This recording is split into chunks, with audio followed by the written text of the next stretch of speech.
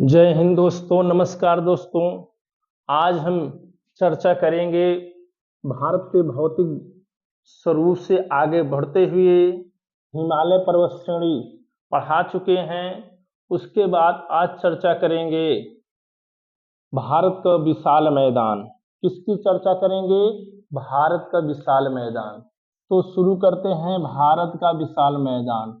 भारत का विशाल मैदान। तो भारत का विशाल मैदान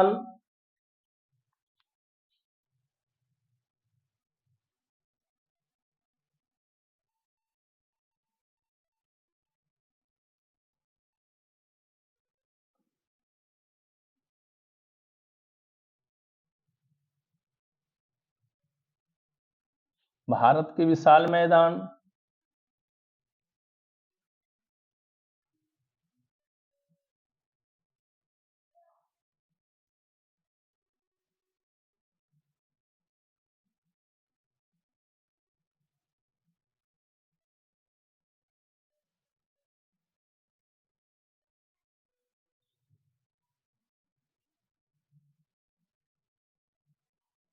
तो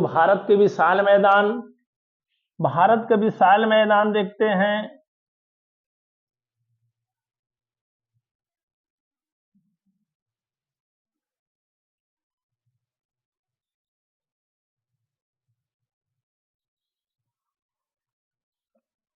भारत का विशाल मैदान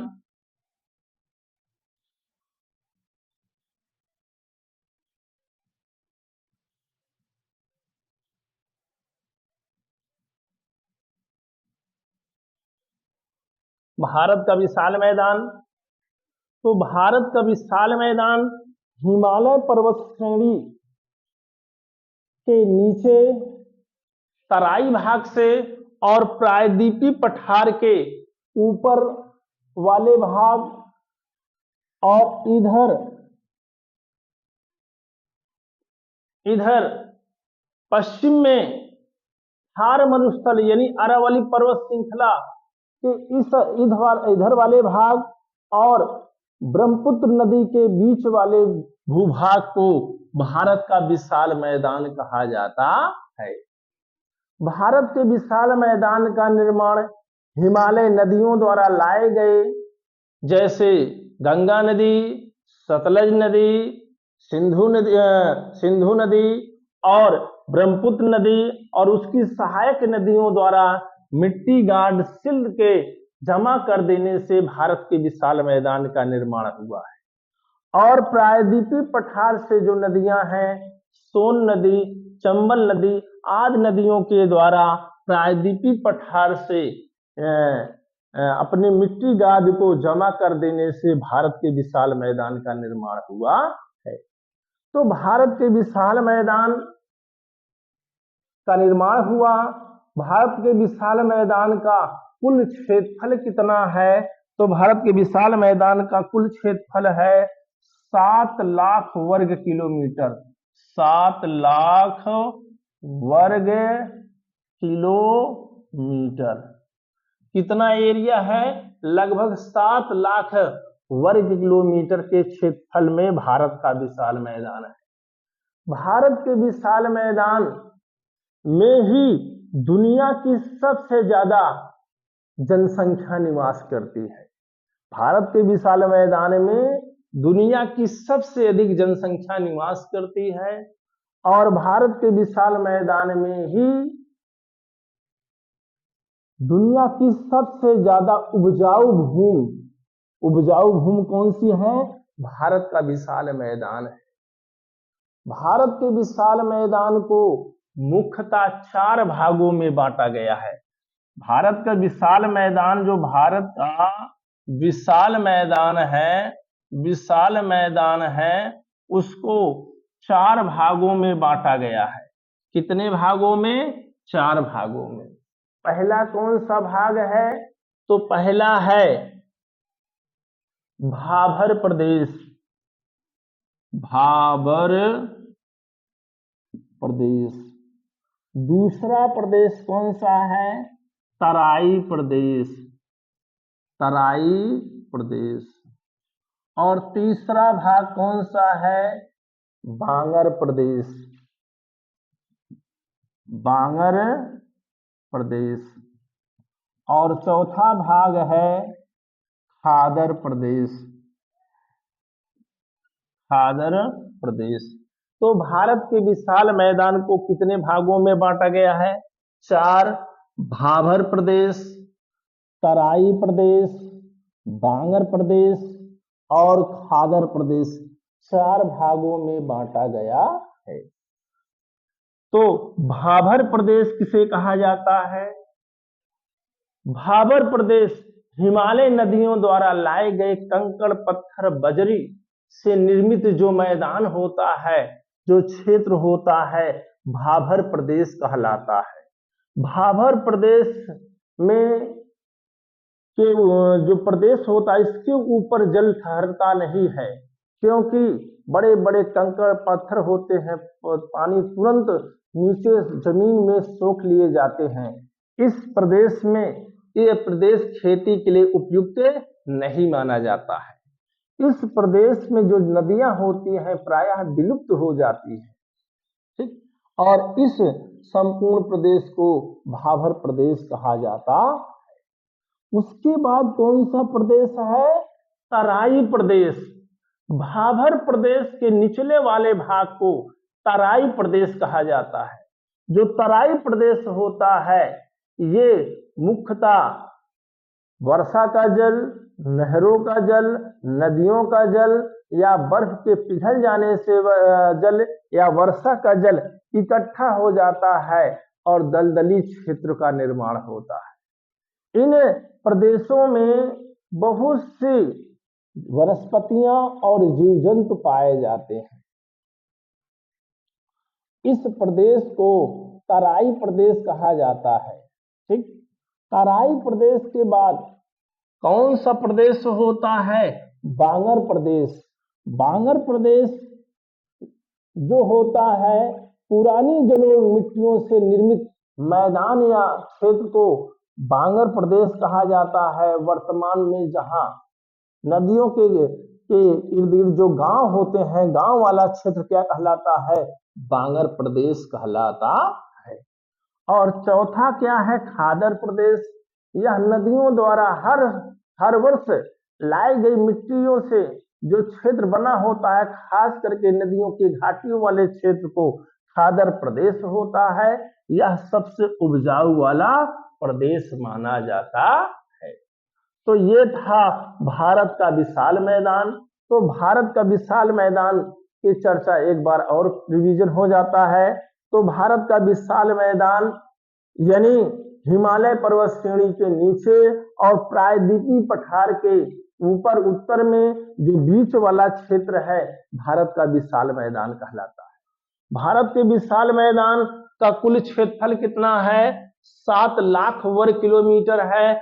अगर यहाँ बात करते हैं भारत के विशाल मैदान की लंबाई की, तो लंबाई कितनी है?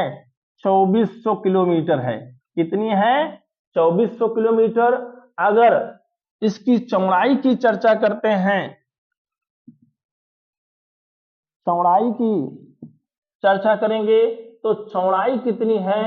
चौड़ाई 240 किलोमीटर से 320 किलोमीटर के बीच इसकी चौड़ाई है। तो भारत के विशाल मैदान को 4 भागों में बांटा गया है: भाभर प्रदेश, तराई प्रदेश, बांगर प्रदेश और खादर प्रदेश। अब चर्चा कर लेते हैं भारत के प्रायद्वीपीय पठार के बारे में। किसके बारे में चर्चा कर लेते हैं? प्रायद्वीपीय पठार के बारे में। प्रायद्वीपीय पठार के बारे में चर्चा कर लेते हैं। तो प्रायद्वीपीय पठार के बारे में चर्चा कर लेते हैं। प्रायद्वीपीय पठार, प्रायद्वीपीय पठार। अब पहले बात करेंगे पठार कहते किसको हैं। तो पठार किसे कहते हैं? धरातल से ऊपर उठा हुआ भाग और ऊपर मेज जैसा सपाट हो, उसी को पठार कहते हैं। ये धरातल है इससे ऊपर उठा हुआ भाग ये होता है पठार। क्लियर? भारत का सबसे बड़ा पठार पूछा जाए तो भारत का सबसे बड़ा पठार कौन सा है? दक्कन का पठार। अब विथ मैप के द्वारा देखते हैं भारत का पठारी क्षेत्र। यहां से देखिए,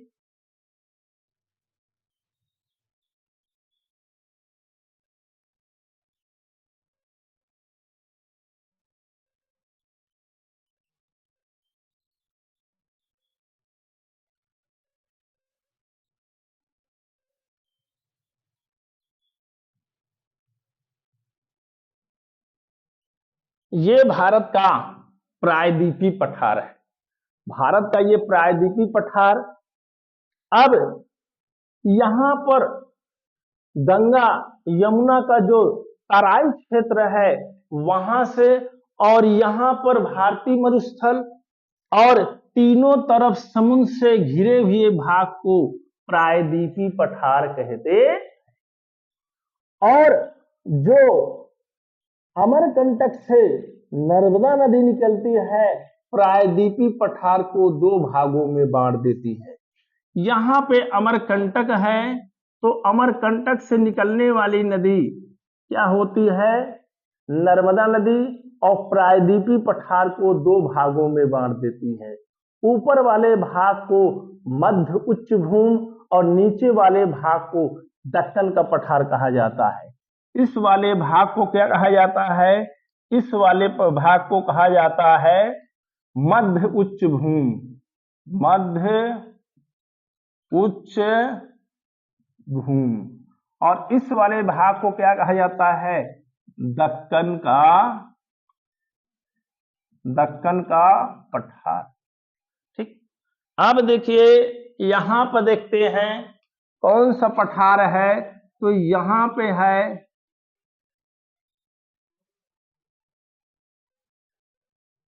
ये है कौन सा पठार है?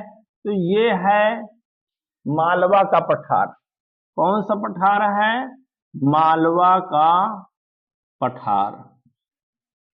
उसके बाद ये कौन सा पठार है? तो ये है बुंदेलखंड का पठार। बुंदेलखंड का पठार। और ये वाला कौन सा पठार है? तो ये है बघेलखंड का पठार। कौन है? बघेलखंड का पठार। ठीक। उसके बाद ये कौन सा पठार है? ये है छोटा नागपुर का पठार। कौन सा पठार है? छोटा नागपुर का पठार। कौन सा पठार है? छोटा नागपुर का पठार। यहां पे देखेंगे, यहां पे तो ये कौन सा है? कौन सा पठार है? शिलांग का पठार, जो पूर्वोत्तर भारत असम में है। कौन सा पठार है? शिलांग का पठार। शिलांग का पठार। ठीक। तो मध्य उच्च भूमि के अंतर्गत कौन कौन से पठार आते हैं? ये आपका हो गया मालवा का पठार, ये हो गया बुंदेलखंड का पठार, और ये हो गया आपका बघेलखंड का पठार, और ये हो गया आपका छोटा नागपुर का पठार, और ये आपका हो गया शिलांग का पठार। अब जो है दक्कन के पठार का भाग देख लेते हैं। तो ये आपका कौन सा है? ये आपका हो गया, ये आपका हो गया दक्कन का पठार। दक्कन का पठार। ये आपका हो गया कर्नाटक का पठार। कर्नाटक का पठार। उसके बाद ये आपका हो गया तेलंगाना का पठार, तेलंगाना का पठार। उसके बाद ये आपका कौन सा पठार हो गया, ये हो गया आपका दंडकारण्य का पठार, दंडकारण्य का पठार। और इनमें सबसे बड़ा जो पठार है वो है दक्कन का पठार, भारत का सबसे बड़ा पठार है। एक बार और चर्चा कर लेते हैं। तो जो गंगा यमुना का तराई भाग है उत्तर में और पश्चिम में, ये जो आपका भारतीय मरुस्थल है और तीनों ओर से समुद्र से घिरे हुए भाग को प्रायद्वीपीय पठार कहा जाता है। और जो नर्मदा नदी होती है प्रायद्वीपीय पठार को दो भागों में बांट देती है, ऊपर वाले को मध्य उच्च भूमि और नीचे वाले को दक्कन का पठार कहा जाता है। इनमें से मालवा का पठार, बुंदेलखंड का पठार, बाघेलखंड का पठार, छोटा नागपुर का पठार और शिलांग का पठार। नीचे वाले में देखते हैं दक्कन का पठार, कर्नाटक का पठार, तेलंगाना का पठार और दंडकारण्य का पठार। यानी भारत के कुल क्षेत्रफल में 27.7% भाग पर, भारत के कुल भूभाग पर 27.7% भाग पर पठार पाया जाता है। पठार किसे कहते हैं, जमीन तल से ऊंचा उठा हुआ भाग, ऊपर में जैसा सपाट हो उसी को पठार कहते हैं। आज के लिए बस इतना ही। जय हिंद, जय भारत, वंदे मातरम।